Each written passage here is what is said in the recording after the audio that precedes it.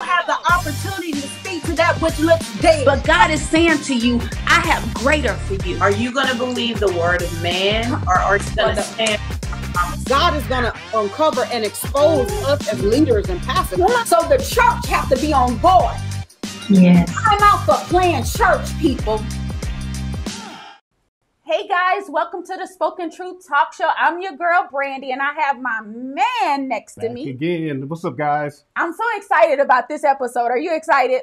Pretty excited. The first of its kind. Yes, listen. This is a new segment that's called Convos with the Costellos Date Night. Yes. We're going to have some friends with us on tonight. Are you excited about our friends? I'm pretty excited. It's going to be a good show. Listen, the friends that we have on, we love them dearly. They just not any friends, okay? They are friends, okay? And guys, we came up with the date night because you guys watched Convos with the Costellos last season. It was just my husband and I, even though it was fire. We just decided to bring in some friends. I think, adding this friend element is going to really kind of kick it up a notch and make for a good show today. And since it's Valentine's Day on Sunday, we wanted to do a special and talking about romance. Amen. I don't know. A lot of folks don't know about romance and how to be romantic. So we had to have on a couple that, guys, they're so romantic. They such a powerful couple. Yeah. They really treat each other delicate. They just don't just be like, okay, I'm just married and whatever, that's it. They go above and beyond, even for us, okay? Yeah. So I love to have them on the show. We're going to talk about romance. We're going to play a little game called Date Night Questions, okay? And so it's going to be so fun. It's going to be a little petty game because we're going to be very petty because I'm here to win. Okay, the Costellos versus the Karasows. Yeah, that's so funny. I'm a little petty. I'm just a little petty. So listen, we're not going to delay the hour. We're going to talk about romance. But before we do that, though, let's go ahead and give them a definition of romance. Fair enough. When you think about romance is simply, it's the excitement of the extra above and beyond level of, being intimate with your spouse. Yeah. And that's a physical intimacy as well as, just a generic one, emotional one.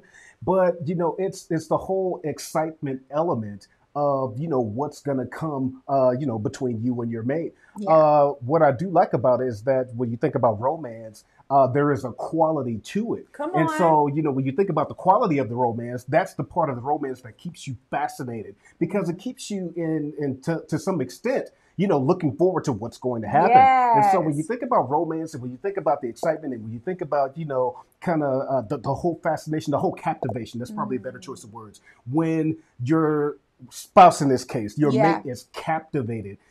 That's what makes romance because it's not just lovey-dovey only. It's an excitement and a captivation. Come on, between, sir. To spouse. Come on, and I'll put him on the spot, by the way. Tag on in. That's good because when I looked up, what romance is in the dictionary in Webster, it says a feeling of excitement and mystery, associated with love, though. And I like that mystery part. That's probably what I was trying to say. This is mystery guy right here. Because, that's what holds the fascination. That's what keeps you captivated. That's what keeps a person captivated. Yeah. So, just looking forward to a good time, but looking forward to what's going to be in the good time. That's what makes the romance the romance. Come on. So, I must say you are a very romantic guy. You want to give me some of that? Yes. He's very romantic. You know what? Seriously. Go ahead. It's Valentine's Day. I can't with him. Yeah. I cannot. But honestly, what you stated, is something that we practice in our marriage, because romantic is the act of romance. So you're a very romantic guy. And that's what made me truly, for real, fall in love with him, other than he knew that word. And I was like, whew, okay, all righty. Yeah, practice makes better. Practice makes better. I truly believe you got better along the way. Amen. And so guys, listen, we're going to bring our friends in. We're not going to delay the hour. We're going to have a fun game. Go ahead and share right now with all your friends. Come on, what you waiting on? Come on, share. Go ahead and share because it's going to be a powerful show, even though it's fun and it's excitement. Yeah. But I know a lot of people that's burdened in their marriage and they don't get romance. Their husbands or spouse is not romantic at all. And so we want to shine light on this topic since it's Valentine's Day. Since we're 2 days ahead of Valentine's, you can catch up, okay, and go out there and do something special, some type of mystery for your spouse. Definitely. So let me not delay the hour. Let's bring in our friends, Nicole and Josh Karasow. Hi, guys. Yeah, what's up, guys? What's up? How are you guys doing? We're doing good. We're so excited to have you guys. Let me tell you something. You guys are precious friends. Amen. I love to be around marriages that are healthy. Not that it's perfect, but healthy. Yeah. And so we have built a great relationship, not just Nicole and I, Corey and Josh. And I love that because we don't have to be around a married couple fussing and arguing. I'm like, you know what? Let's skip dinner. I can't do this. Okay. But you guys are very romantic. You're passionate about one another. And you truly, truly work on marriage. You're not just saying, okay, this is it. Level the field. No, you continually trying to appreciate each other and show each other how much you love them in a affectionate and loving way. That's right. And so I'm so happy to have you guys on the show. Josh and Nicole, starting with Josh, tell our friends of the show a little bit about you. Awesome. All right, guys. Thanks for having us, by the way. Hope we can make people's Valentine's Day better this year. Cool. Obviously, my name's Josh. I am married to this beautiful woman here, Nicole. And this will be our 15th anniversary this year. In a couple months. So we're already trying to plan it big. Super excited about celebrating that monumental occasion. That's right. We've got 4 awesome kids. And man, we're learning stuff every day what that means, you know, and the thing is, it's like we're doing it together and there's no other person in this world that I wouldn't want to be doing this whole thing other than my wife. She's my best friend. She's my wife.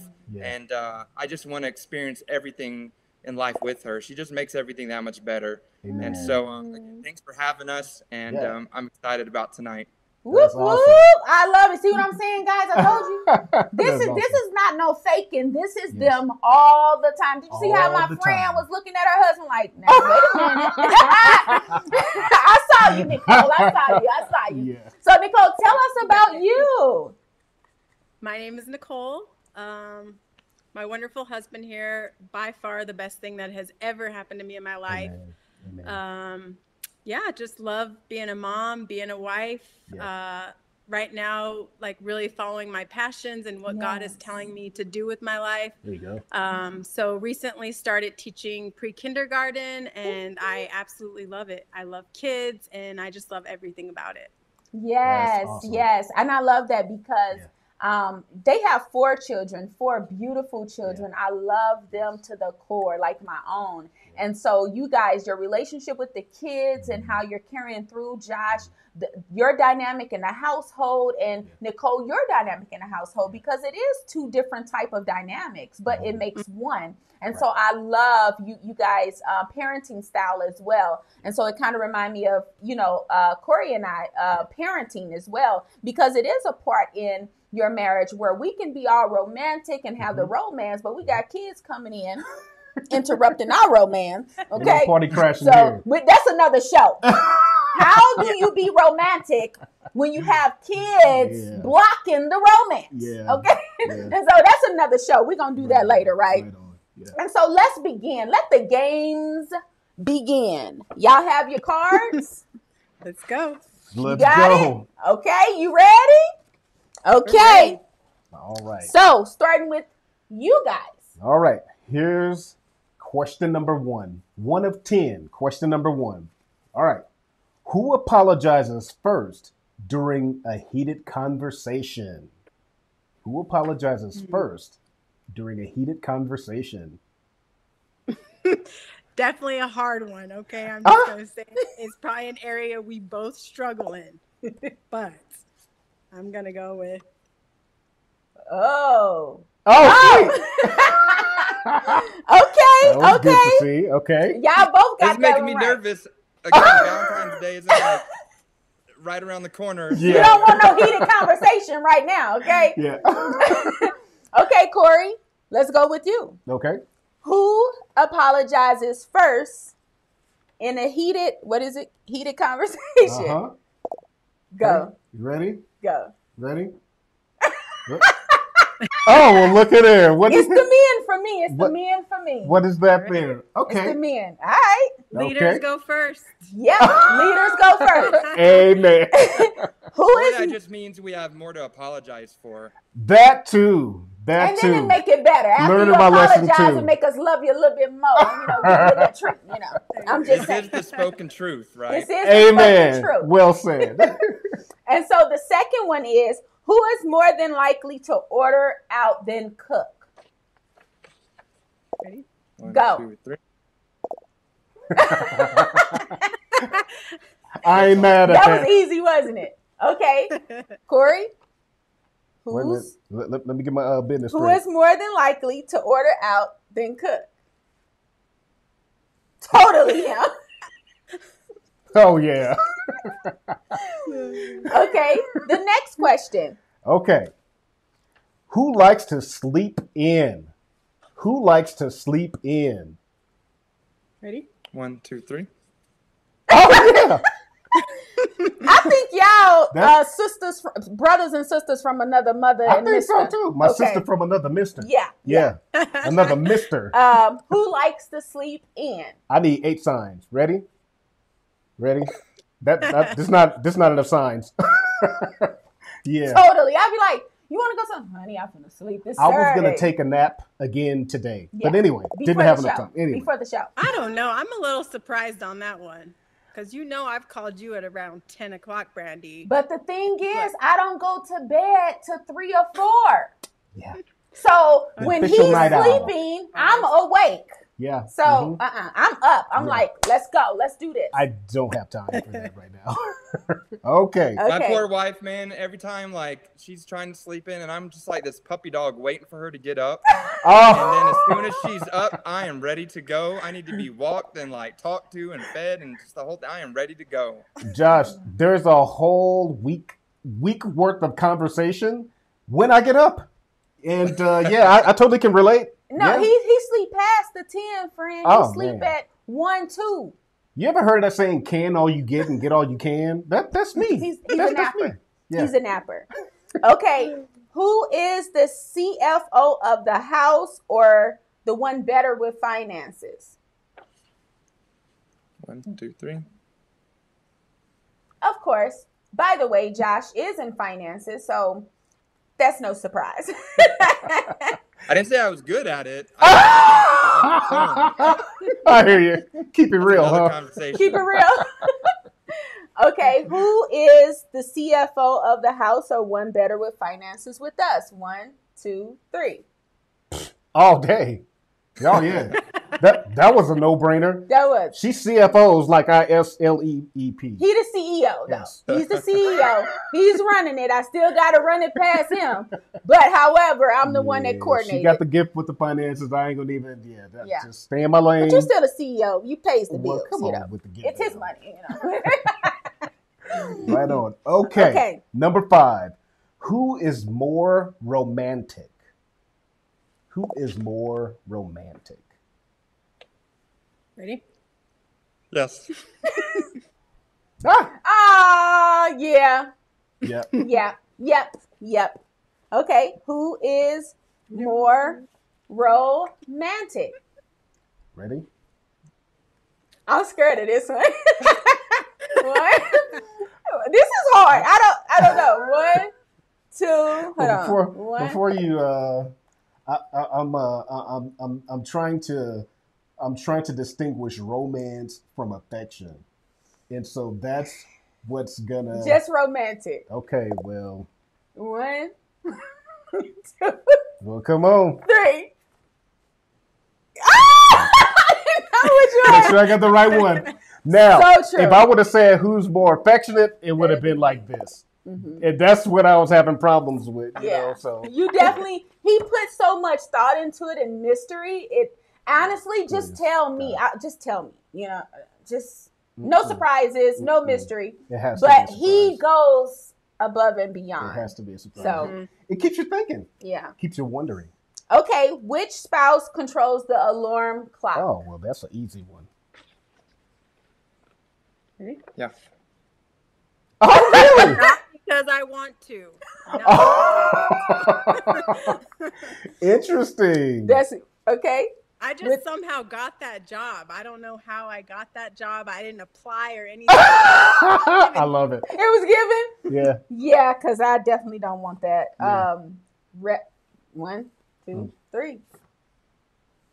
Is it there? Yeah. Mm-hmm. It's on his side. I've been having this job for since umpteenth years. We got married. And then some. Yeah, so, yeah. Okay. Who wears the cooking apron in the family? Oh. 1, 2, 3. I love it. Yeah. Okay. Ready? Who wears the cooking apron in the family? I wear the helper apron in the family. He's my sous chef. She wear the cooking apron in the family. He'll cut stuff up for me. You know, he'll do all of that. All day. Easy peasy. But Yep. he ain't gonna. Okay, next question. Who is the first to start a conversation? To start a conversation. Any random conversation. Ready? Oh, yeah? Wow. No doubt. I got the gift of gab. I can't help it. You sure do. I hear you. Facts. I hear you. Facts. Kind of wasn't expecting that, but I hear you. Ready? Who the first to start? This is gonna be hard because we both talk. Mm-hmm. This is gonna be hard. This is hard. Okay. Who wears? No. Who's the first to start a conversation? Yeah, this is gonna be easy. Ready? 1, 2, 3. Oh, -1. Oh my gosh! Oh, you got a lot to say. You know that get the gap thing? Yeah. But I was thinking, due to the fact that you the one in the morning, you want to talk, and I'm like, not right now. I'm just not a morning person, but it'd be like 6 a.m. I'm going to sleep at 3 and 4. Mm-hmm. I'm getting up pretty early. He gets up early, but he takes more naps. He wants to sleep. You know what I'm saying? So you see how that dynamic go? Yes. I don't want to talk. I want to do. Uh-huh. He don't want to do. He want to talk. You get up. He don't want to get up out the bed. When the engine gets going, it's over. Oh, you have a lot to talk about. Yeah, that's true. Yeah, all right. But anyway, y'all won by 1 point. That's it. Well, we still got 2 more. Okay. How about this? Who is the first to to start a hard conversation? Who's the first to start a hard conversation? Interesting. Interesting. Who's the first to start a hard conversation with us? Ready? Yeah. Oh, yeah. Hard conversation, all easy day. Conversation, laughable conversation, not laughable conversation. All day. All day. Okay. Okay. So, which spouse is the best disciplinarian? That's a hard one. The best. Like most effective or just like the best? How about more consistent best? Is that a good word? Fair. How about more consistent? How about that? I like that. Cool. Ready? Yeah. Oh, sweet. Now tell us why. The kids are always asking her for everything. So she's constantly having to do it. Got it. But it's like I got the louder voice, it seems like. So like if they don't like that and then they come to me, or if they just have to deal with me, then it's like the final answer. But she has to do it more consistently. So it was your word consistence that kind of gave it to me though. I see. Yeah. I feel for her because they're always asking her stuff. And she's constantly having to say yes or no or whatever it is. Yeah. But and then sometimes it just has to come down to me to say, and I think it's just like I'm with them more, you know? Yeah. If I'm working and like taking care of that stuff. And then, especially since when they were young, I was with them all day, you know? Yeah. But I mean, they know like, okay, I'm in big trouble now if mom says I'm going to talk to dad about this. Oh, you know? So they know that for sure. Yeah. That's good. This is a hard one. So, yeah. This ready? is a hard one. I'm ready. Because we Yeah. Let's answer then elaborate. All right. Okay, you ready? All right, wait a minute. One. I'm scared of this one because this is hard. This is going to be very unique in nature. I think so too. Mm-hmm. Ready? This is going to be unique. Go. Okay, here's why. Okay. And the reason this is you why see how it's the top and it's okay. I am, even though it should be one. Yeah. It should be one. It should be one, and here's why that was unique. Because but y'all won this one because we still lost. Yeah. We'll give you 10 out of 8. And I know Josh is going to carry this on. So we won. Yeah. No. I wouldn't do that. Oh yeah, sure. No, but when Brandy, if I'm gone or if I'm on another side of the house and things need to be addressed, please believe they'll be addressed. You know what I mean? If Brandy's on another side of the house or she's gone, then and things are happening, then I'll be the one addressing and policing. That's my word these days is policing. And so policing the boys with work, with cleanliness, with responsibility, kind of thing like that. Yes. It's a dual kind of thing, and trust me, when I'm off the clock in the sense that I'm gone or away from the home, Brandy's on the clock. You know what I mean? So it's kind of like that kind of thing where if she ain't getting them, I'm getting them, and not like get them like discipline them physically, but it's just we both take turns. Yeah. Through the day, all the time doing that. So it is. Since he's at home now, working from home, it's a twofold now. Yeah. You know what I'm saying? At first, it was just me and I'm here, when they're out of school and all of that. Corey's at work, so it was me more, more consistent. Yeah. But now, since he's working from home, all of us at home, I'm like, go at your dad. Oh, yeah. Dad, get him. And I'm right across the hall. So so he's, he actually just do it, and I'm just like, I'm gonna just hand you to your dad. Yeah. And they will ask me more because I'm like, that's fine. That's fine. Go ahead. And then now I'm learning to just say, no, go ask your dad, because sometimes they would probably ask him, and then he already say, no, Joel. And then Joel would come down and he would ask me, Jeremiah don't do that, but Joel be like, Mom, I'm like, what does your dad say? I always say, what does your dad say? Or go ask your dad. So it's one person giving out, the rules or saying yes and no. So it'll keep me out of it. Yeah. Learn that We've definitely had that talk with our kids too, of like, listen, don't put us against each other. We are on the same team. There you go. Come on. If you asked him and he already said no, that's the answer. That's it. So it Period. depends who did you ask first, what your answer might be. Right. And that's why they would go to us. Exactly. That's the thing, I think, sometimes, because they might ask me first and I might have said a different answer that she would have. But she still has my back, though. You know what I'm saying? Because we're like a tag team. Mm-hmm. So, like, I like you guys' answer that it's the both of you. Because in the reality, like, even though technically the question said best, but like in reality, it is like together. It's the both of you. There you go. Yeah. It is because to be honest, I think both parents should share in that discipline. So that they won't feel like they can get over on the other one. There you go. So if you share in the same, it's like, well, they both gonna be on one accord anyway. So might as well let it go. You know what I'm saying? Agree. So they won't think they can get over. For sure. Yeah. And so this was fun.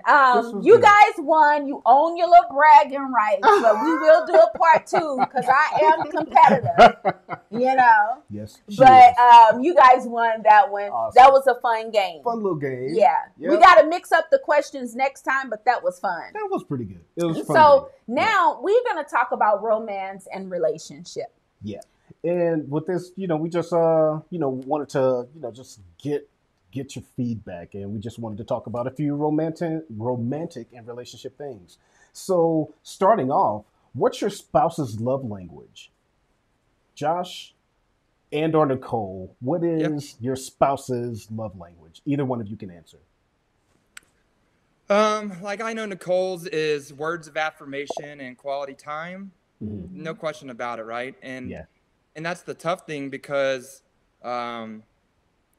those aren't necessarily the ones that I'm best at in terms of giving. You know what I'm saying? Yeah. Like I'm a really good gift giver and I like love doing that. Yeah. But it doesn't matter if like, and again, like I think love languages, they're all, you know, one of her languages, but her primary ones are words of affirmation and quality time. Like she likes gifts and all that stuff, and she likes thoughtfulness stuff. But it's definitely like the words and the time that we spend together. I think that really feeds her soul and feeds her heart. Yeah. Well said. That's well said. What about Josh Nicole? What's his love language? Josh is words of affirmation and physical touch. Yeah. Those are his top two. I think it's like all men are physical touch. I think so too. Pretty much. It used to be like physical touch was number one and words, but then we retested a while back and it switched. So it switched. Yeah. Yeah, because you know, love language is one of those things where you really have to work at it because most times your partner's love language is different from yours. Very and it takes effort, you know. Yeah, especially depending on like what your past experiences were and all that stuff. So it can true. really play a big part in that. It can. So with that, what's your spouse love language? You're asking me? Yeah. No.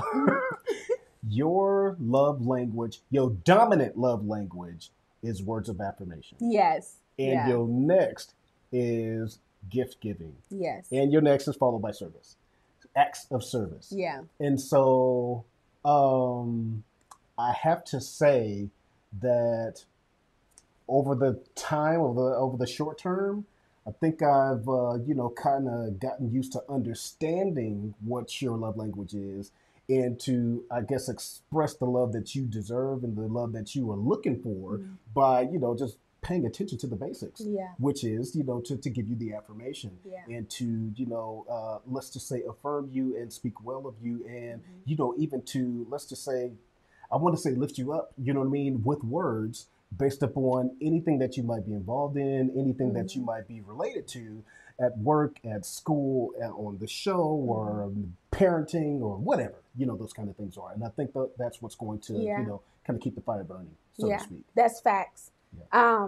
I think affirmation come in with me, which fathers affirm. And so I lacked a lot of affirmation in my life, by people around me. And so I think that's my top one love language is affirmation. I love to hear my husband affirm me in all areas of my life, whether he's just saying, honey, that was a smart or bright idea, or honey, you're really doing good with the show. I like what you're doing, blah, blah. Any little thing when he affirms really me in such a way.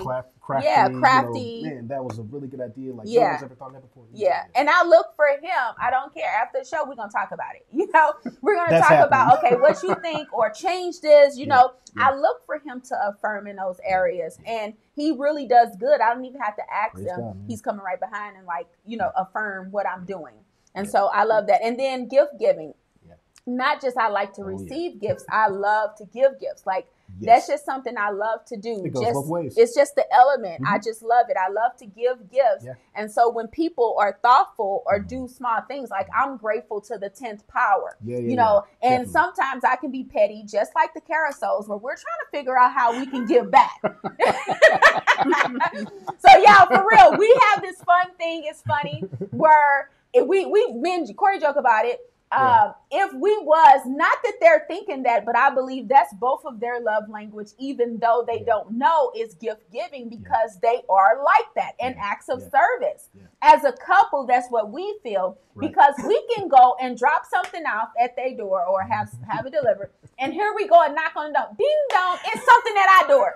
So not that they even trying to do that, but we just say they petty anyway because they will actually give. I was sick real quick. I had surgery.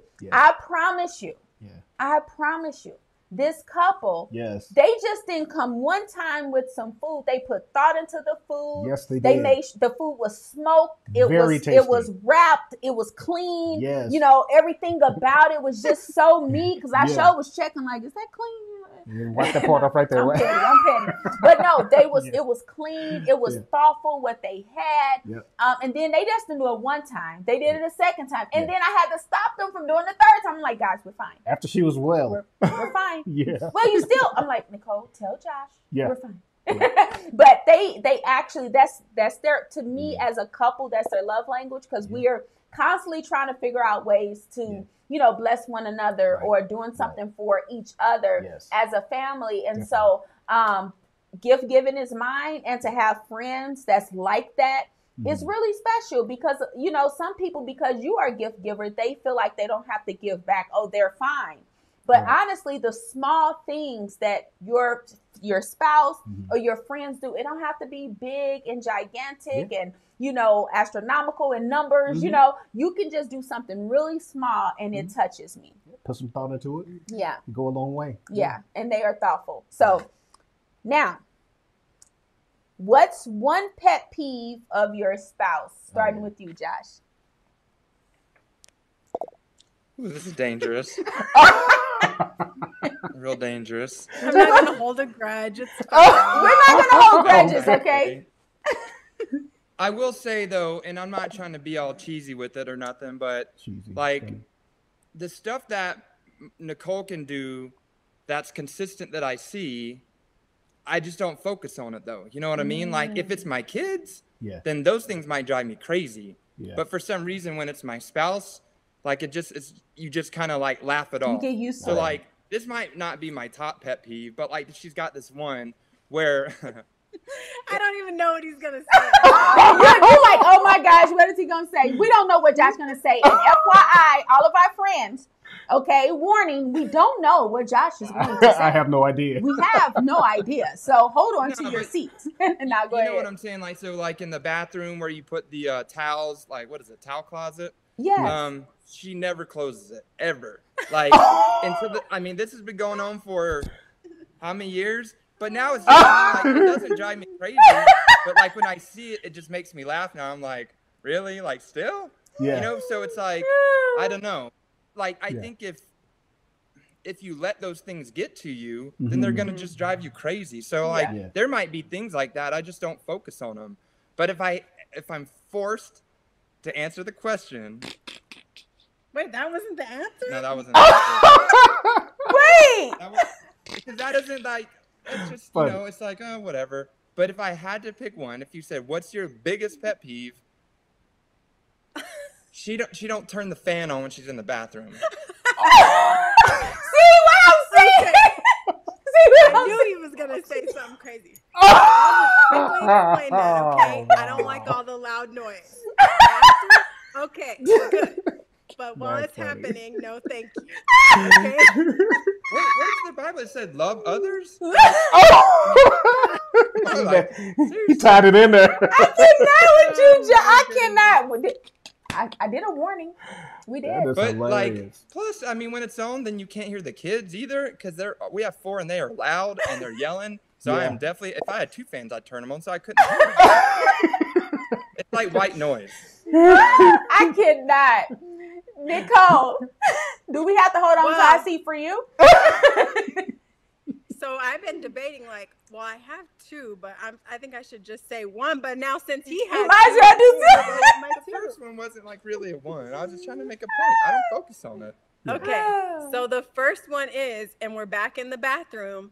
He always puts the toilet paper upside down. Oh, man. And what that means is, and hopefully everybody listening knows the right way to put the toilet paper, but the toilet paper goes this way. So you can just, Okay, so that's number a 1.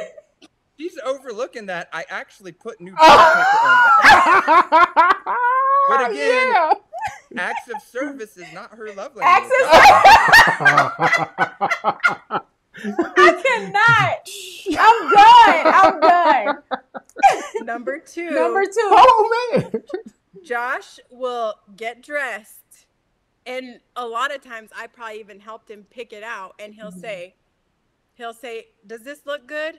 And I say, yeah, you look good, and then he always says to me, are you sure? Oh. He always asks me if I'm sure, and it's like, I said you look good. I'm sure. That is so hilarious. That's kind of like me. I would do that. I would ask for him. You sure? Do it. Like, no, I just made it up. Sure? No, I was just playing. Look at it again. Brother from another mother. Half the time we're running late with 4 kids, so I think she's just like, hurry up and get out the door. I don't care what you look like. Right. That's funny. Affirm.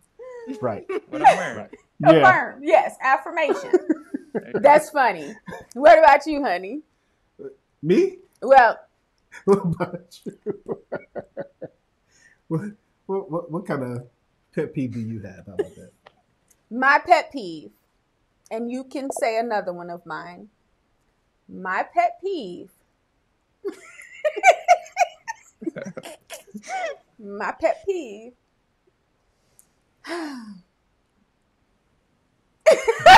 The world is watching.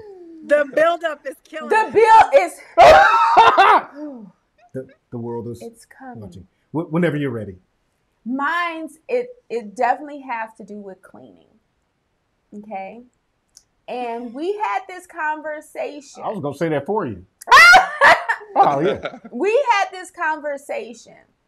One thing that I hate the most, because we happen to have metal, knobs, stuff like that.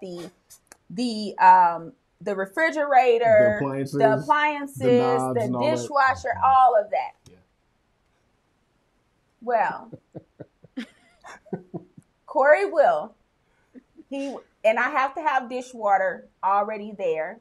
Okay, I have to have my dishwater every morning. He will wipe the table. He will. Mm-hmm. He'll wipe the table, the area. Mm-hmm. Check 2. But when I look at the refrigerator, X. I look at the microwave. Another X. I look at the dishwasher. Okay, I'm in the red. 3 X's, 2 checks. You missed all of this. Mm-hmm. It's handprints everywhere. Oh, yeah. Mm-hmm. Everywhere. Does it count if I have to get back to work? No. Oh, yeah, okay. That's quick. I see how far it's I can get. Boom, boom, boom. The dishwater is already set. You just dip the cloth and wipe. And then you wipe. Mm-hmm. Yeah. She right. She's very right. She ain't lying. So I be feeling like that lady, no more wire hangers. Man, wait a minute. We ain't got to go there. That's how I feel. And then here's the deal. We had the discussion with the Karasows. Mm-hmm. I wanted cleaners to come in. Oh, yeah. We wouldn't even have to worry about that. It's about 8 of them in his house. 2 on your hands and 2 on mine. But 2 somebody, on theirs and 2 on theirs. Like, let's just do once a month. Once a month? Mm-hmm. Mm-hmm. That's my pet peeve. Yeah. That's really the main I kind of saw that coming. You saw it?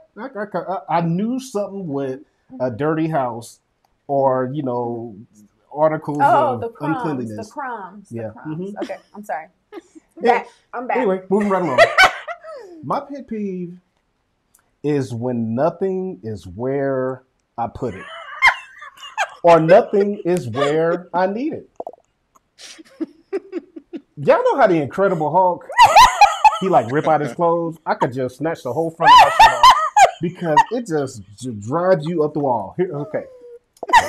The whole cleanly thing, that's a Costellos just foundation, right? The house gonna be clean, it's gonna get clean, somebody gonna be cleaning something at some point in the day, 7 days a week. You know why I love laundry? Because laundry gets clean. You know what I don't love about laundry? Because when I get done with my day and go into the shower to take one, you petty. I reach up and guess what? There's no towel in the hook. There's no face towel in the hook. I didn't put it back. So now I have to get redressed and then go and get my face towel and towel so I can take a shower. Then to throw gasoline on the fire. He petty. Once I get in the shower, close the door, turn the water on, reach on the dish, and there's no soap. Wow. I throw it away. I hate to see soap sinking in the water. I don't have any problem I throw it with none of away. that. But just put the stuff back. Okay, already. I'm just saying. Petty Betty. Petty Benny. Benny. It's so true. I'm telling you, I clean the towels 50 million times. I hate to I want to see pure white towels. So yep. I will put them away and don't replace them. I'll be better next time. I'll do better. Anyway. Okay. Y'all ready? I'm just glad the focus is not on us right now. I know. Enjoying it. And Josh like, that's not me. Best day ever. Right, there you go. I will say though that, you know, pet peeves are sounding kind of common between probably most couples, you know, because the things that you guys are talking about are things that happen. I mean, just yesterday you were saying, where's this? Where's that? Why isn't it? There you go. So like, I'm just saying most couples probably struggle with the same things. Yeah. They will. And I think that, you know, what you guys were saying, I'm not even going to say which one. Yeah. I agree. Mm-hmm. Okay. We're just taking the high road, Josh. We're taking the high road. We're up here.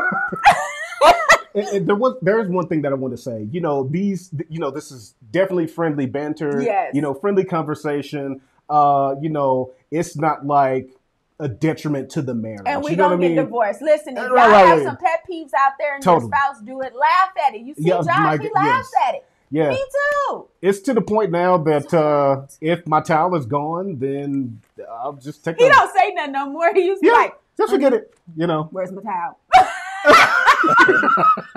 It just I'm acted like, off. I forgot. Hold on, let me go get it. I'm like, no, you chill. You know, it's okay. And so now you don't even say anything. But it's good. I think it's healthy. You know what I'm saying? In the sense that, you know, you just learn how to get over things and just keep things moving. And you know what? Love your spouse imperfections. There you know, you don't have to like them. Just love it. Where, okay, I just know that's them. It's okay, you know, it's okay. Because we all have them. Yeah.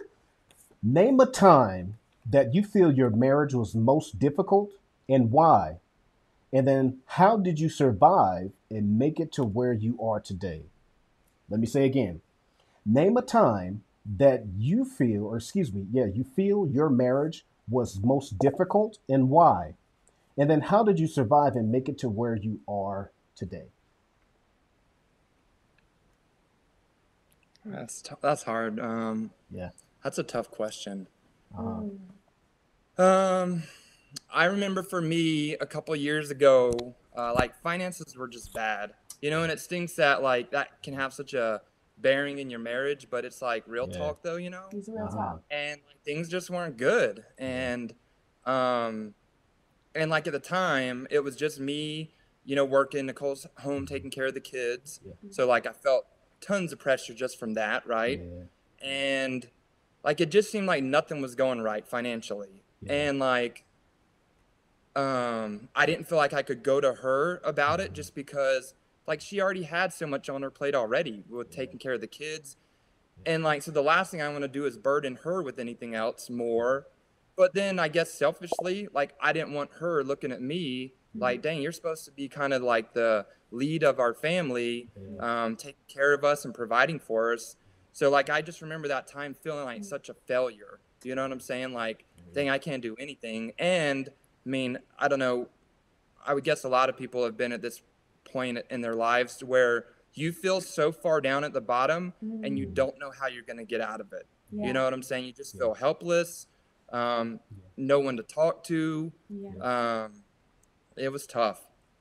And like, I wish I had a really good explanation of how it fixed.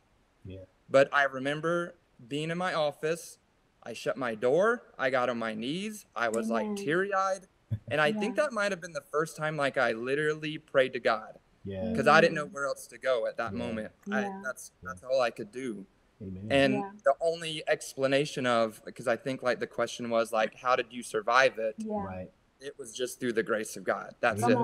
Amen. And I mean, at some point I, you know, kind of opened up to Nicole and talked to her about it. And I think that helped us in our marriage, just so she could see everything that all the weight that was on me, you know, and everything I was feeling and thinking mentally, and it's all lies anyway, right?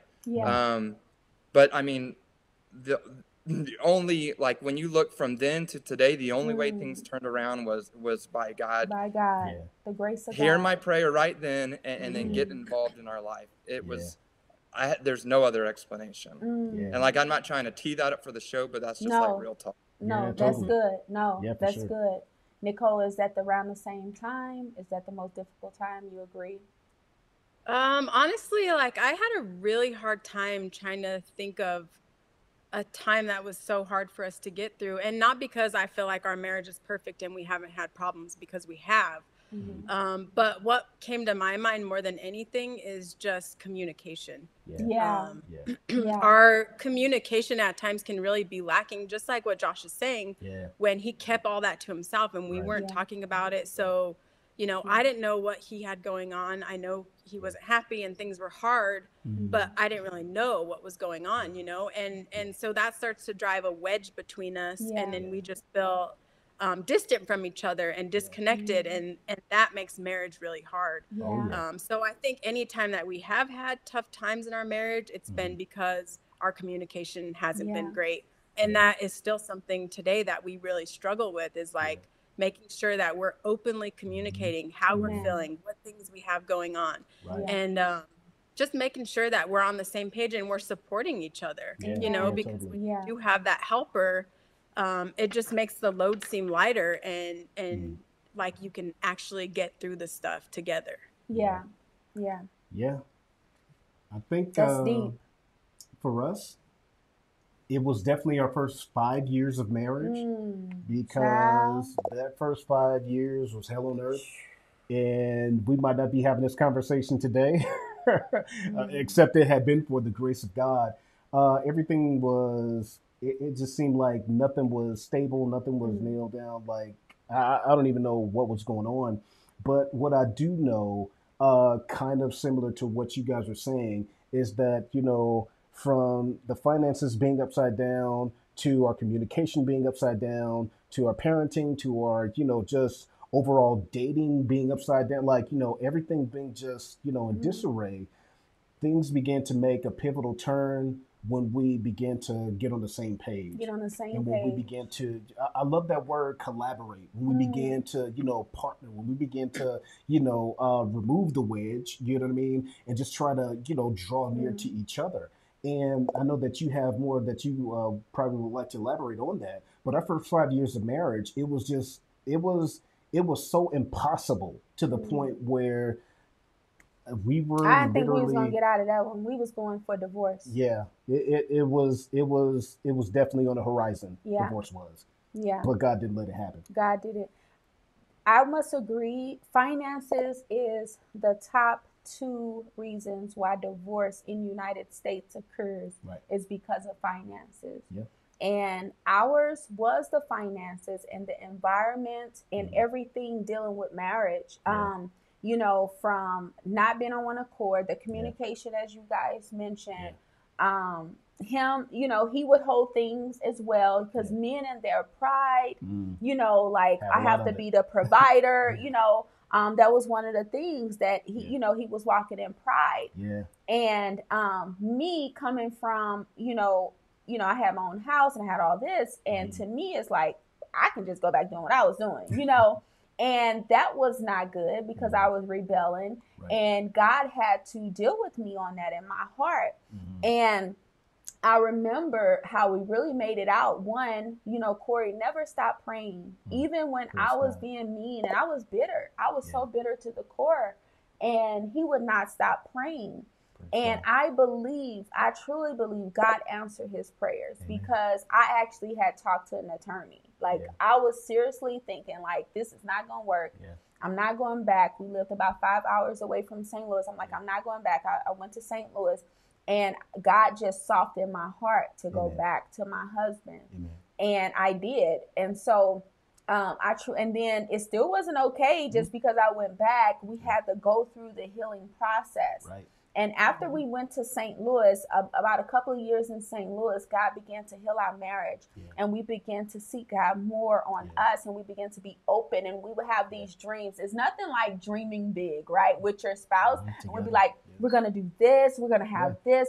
And it made us, we was in anticipation of what's next in our life. We would dream about things, dream about building a house, dream about what the kids would be doing and how we're going to, we would dream big. And once we start conversating and having that communication, it drew us closer to each other. Definitely. And so that definitely the first 5 years was one of our worst.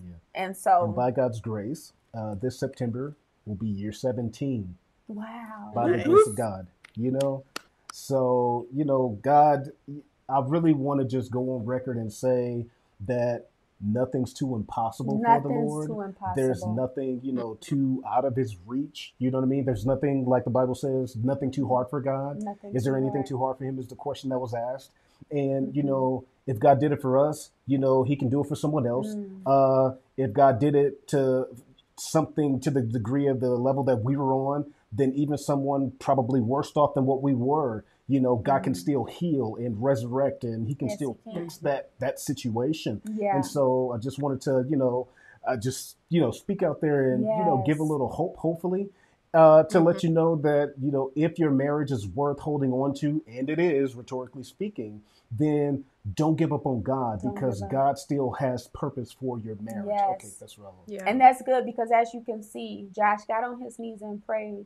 I told you how Corey just prayed. There's nothing like the man, the head, because the head of man is Christ. There's nothing like having a spouse that knows God or love God and want the relationship with God, that's thirsty after God, and have a prayer life. Because once you press into God, is a change that will come, that will eliminate the enemy and the snares of the enemy that try to attack your marriage, so you can survive.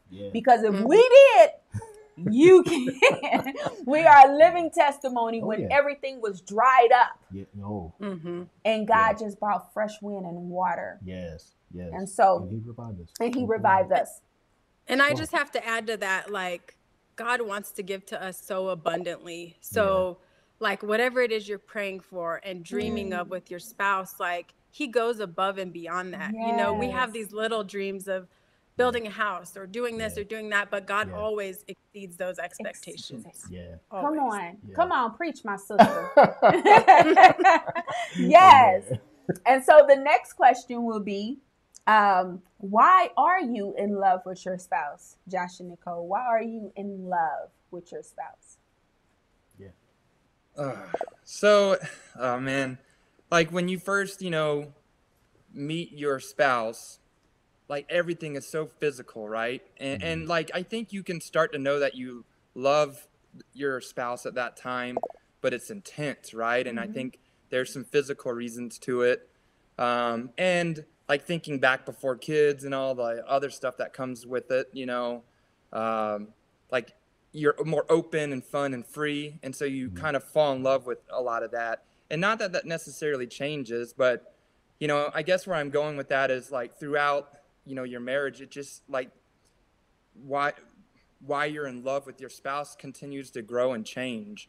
So like when we got married, like that love changed and went deeper, you know what I'm saying? Just because it was, I remember thinking like soulmate and forever in those terms, Right on. And then it changed again at the birth of our first child. When you watch your spouse go through that, like the way, like you start to love your spouse, it was on a whole nother planet. You know what I mean? And now, to see her mother our children and now go back in the workforce and to grow in her faith, like just to see how she does all that, like it's amazing. Like I love her commitment to do all that, like to do it good, like to parent our children good, to work good, and honestly more than anything, it's just her heart, just because she's just a nice person. And like, not that she wasn't when we first like were dating, like I think if you were to ask people when we were first dating, they'd probably be like, man, Josh, you're so nice, and like, Nicole, a little younger, but like, now she's just such a nice person, and it's infectious, and it's like the yin yang kind of thing, whatever. But like a lot of times I might overlook something, or, like an opportunity to ask that question to someone, or think about someone, but she's the one who, like, she's just so kind-hearted and just a nice person.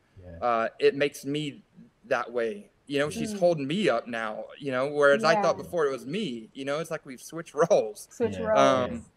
So it's just like, I don't know, the commitment, her caring heart, the way she loves our children, the way she loves me, the way she loves God, definitely. Like the way she's so committed to her faith.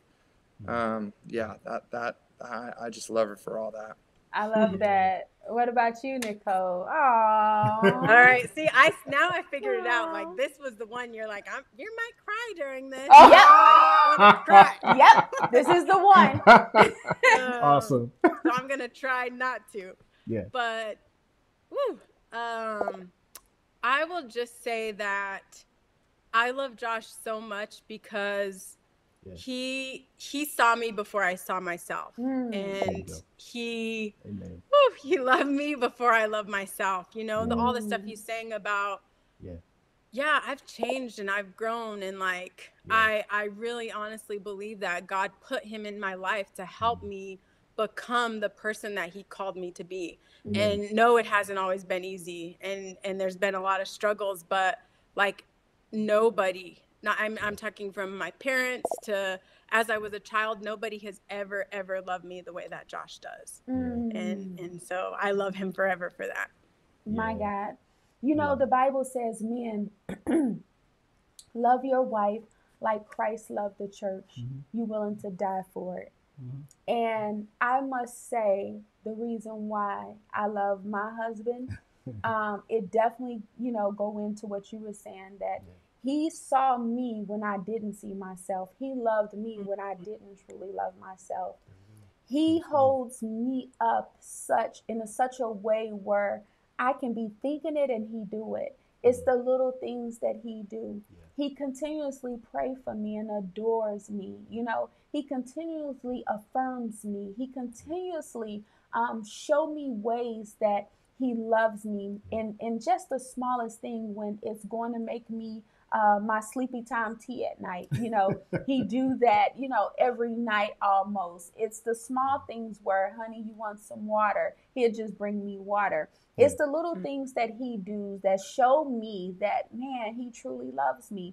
And more importantly, the way he father, the way his friendships, the way he loved my family, even though they crazy, the way, he esteems me before the people and even at home. So it's not phony. When he's at home, he esteems me, and we can joke and laugh. Like, I can crack a joke on him and it's nothing. He would crack a joke on me. Little stuff that we say and do, we don't take offense. No. I just love that, because I love cracking jokes, right? And so he would come behind and joke, and I don't even get up here. I'm like, for real? Okay, I got you, And so I love our relationship, our friendship, our bond. We're like the best friends, the best of friends. I can tell him about anything and he don't judge me. Coming from my background, immediately, people judge me, in the church, people that, profess to know Christ. They judge me because of my background. My husband never held that against me.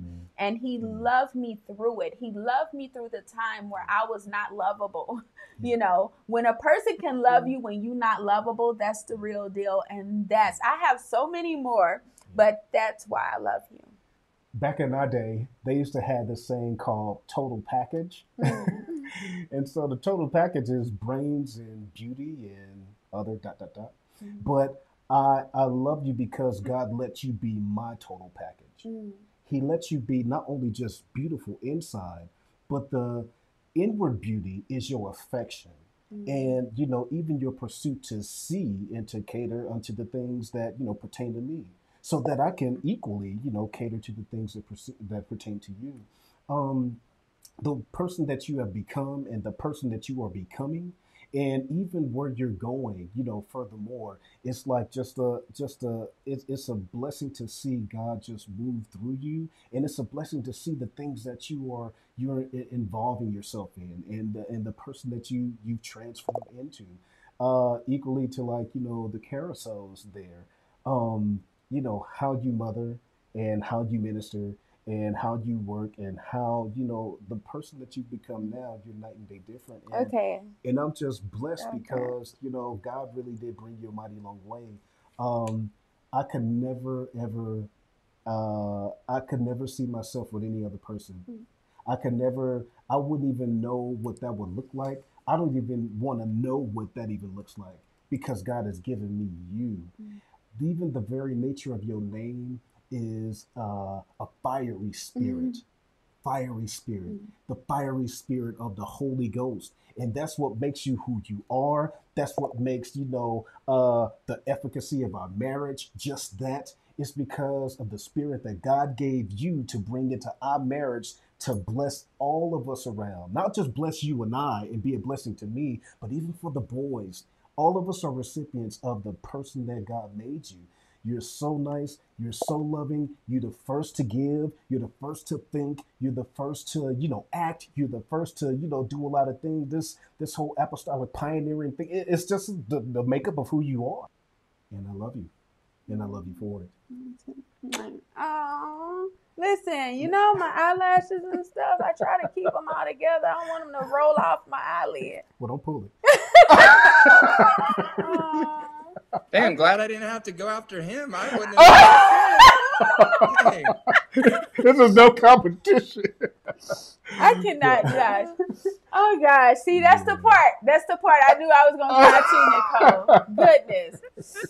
Okay, all right. Nicole, what would you say some things a wife can do to cater to her husband?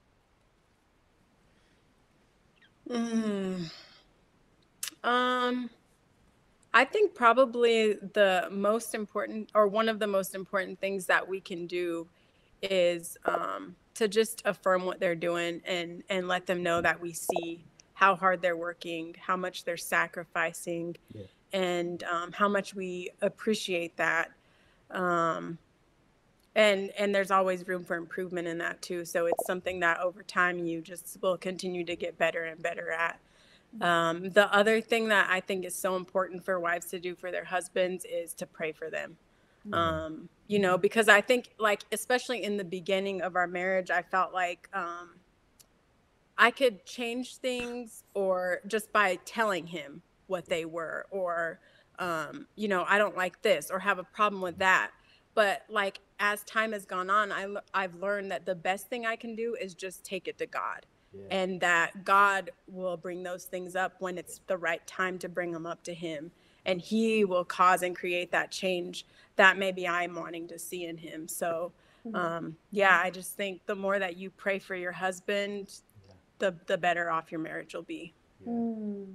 Yeah, the affirmation's big, because I mean, I think probably most men, and you know, myself included, struggle with, like, am I enough? You know, and like, you know, you want to be everything and the best of everything. And so you're constantly like wanting that, and to know that, like, or at least to get affirmation from your spouse to say, you're doing a good job.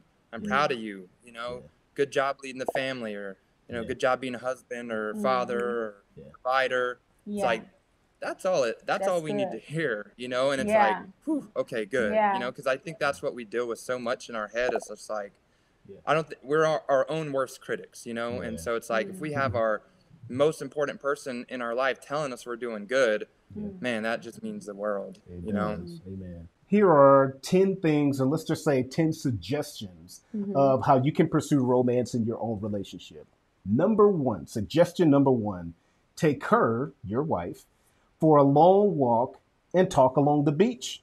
Take your wife for a long walk and talk along the beach. Number two, Go out of your way to spend time with her, your wife, on a day you normally wouldn't. So just any random day, just take time with your wife. Number 3, invite her, your wife, to slow dance with you in the living room. Slow dance with her in the living room. That's romantic. That's very romantic. Number 4, cook or bake cookies. Cook or bake cookies.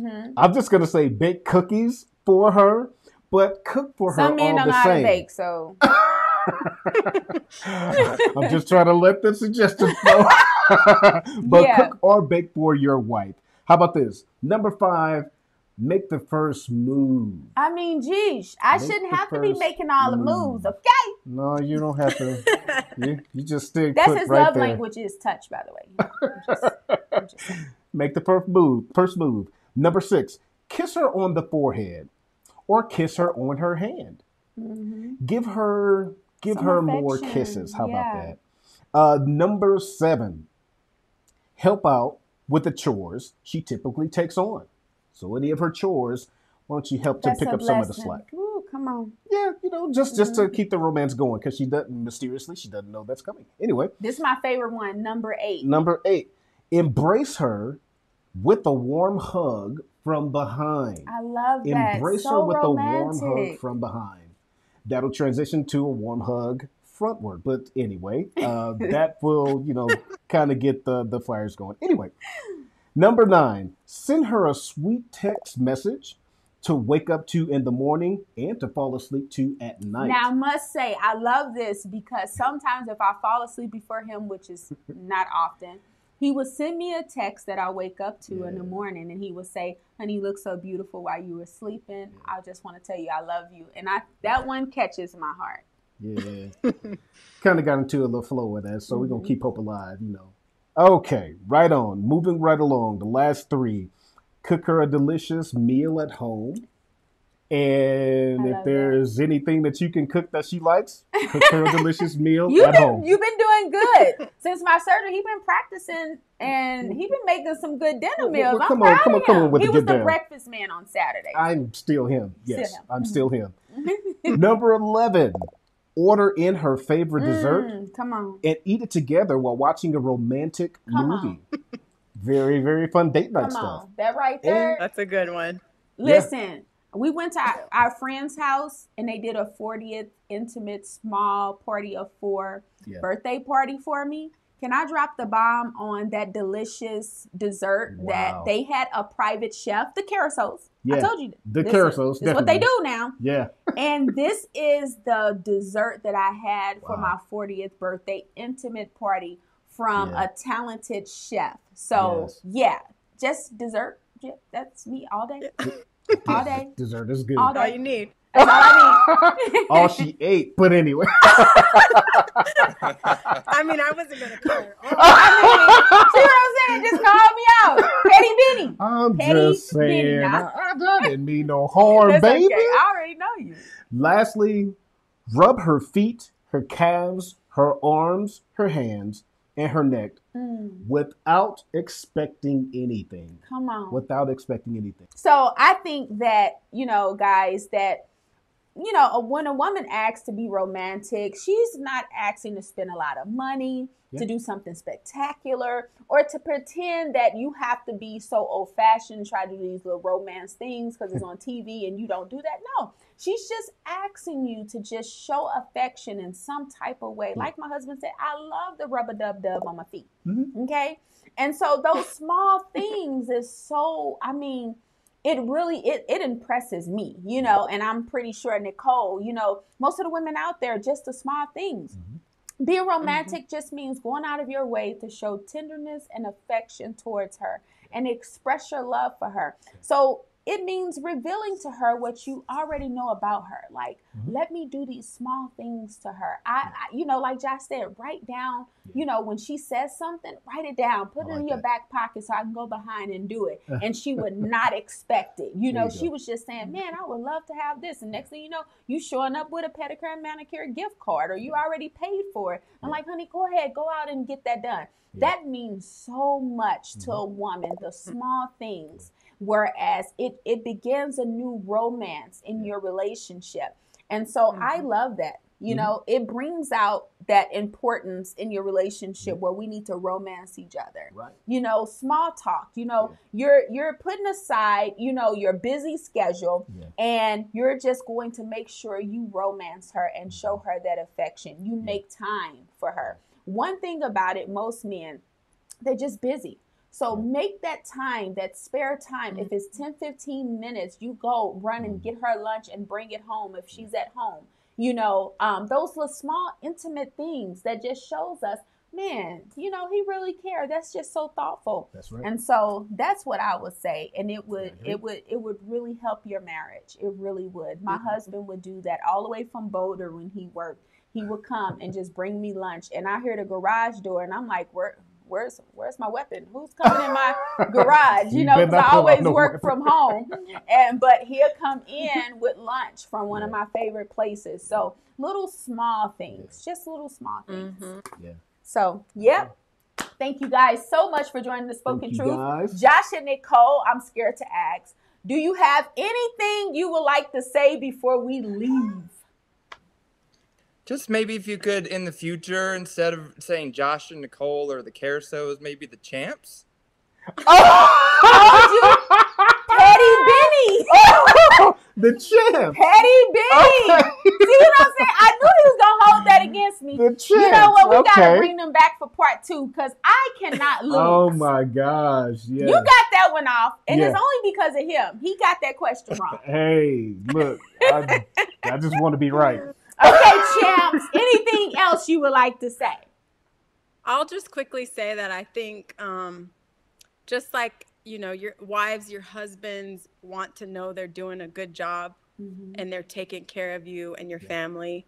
Wives, husbands, they just want to know that they are seen and heard. And so like Brandy was saying, it's the little things, because when you're listening and you see your wife and you hear the things that she wants and needs, it's not big, giant, crazy things. It's just small things. And if you can each do those 2 things, you are off to a good start on a great marriage. Man, she just made a good point. Yeah. Well said. Well said. Yeah. Guys, listen, you heard it from the Karasows and the Costellos. Convos with the Costellos Date Night was off the hook. So many intimate points. Go ahead and put that in your back pocket. Sunday is coming. Valentine's Day is the small things you do to show your love and affection for your spouse. And I got a surprise for you. You ain't ready. I got a surprise for you. You ain't ready. He ain't ready, y'all. Okay. Element of surprise. But listen, go ahead and share the show. You can go ahead and the Karasows don't have any social media handles. So if you want to reach out to them, reach out to me and I'll reach out to them. Okay. If you have any further questions for them, go ahead and let us know. Inbox us, or you can go ahead and send us an email. The description and all the information is in the description below. Yep. We ready. We're ready. Happy Valentine's Day to you guys. Hope it's a very good and a blessed one. And thank you guys for joining the show. Yes. See you later. Next week, Girlfriend Talk is going to be amazing. Amen. You know, take your time. Make sure it's right. We so quick when we over 30 to get married to anybody. Take your time, girlfriend. Prayer clock. If you stay in a posture of prayer, if you stay, and if you unclog your thing that allowed Elijah to move was an encounter with God. You want to get witchcraft off your life? You get an encounter with God and start to hear his voice. Ask him to start to open up your ear to hear what the Spirit of the Lord is saying. I gotta bring correction. I gotta bring the truth. Pray for boldness. The church is being shaken right now. The church is blinded. The church has literally left God and don't even know it. Rise up, God's people.